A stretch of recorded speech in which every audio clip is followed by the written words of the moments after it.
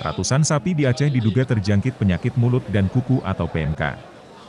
Sejumlah wilayah yang ditemukan terjangkit PMK meliputi Kabupaten Aceh Tamiang, Aceh Timur, Biren dan Aceh Besar. Kementerian Pertanian telah menurunkan petugas ke sejumlah lokasi untuk mengambil sampel darah pada sapi yang diduga terjangkit PMK. Di Kabupaten Aceh Besar dilaporkan sebanyak 30 ekor sapi terindikasi penyakit mulut dan kuku.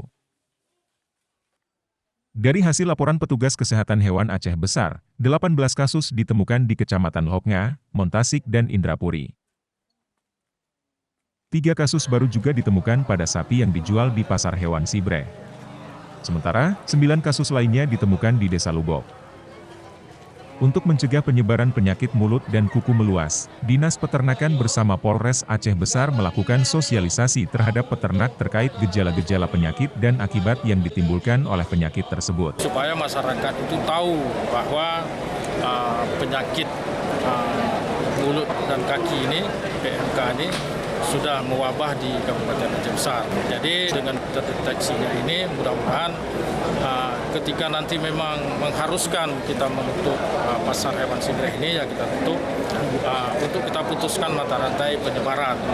Kemudian kepada masyarakat juga kita menghimbau kalau memang ada gejala, ini di kecamatan-kecamatan kita punya petugas kesehatan hewan, ada dokter hewan yang di Puskeswan di kecamatan masing-masing segera melapor.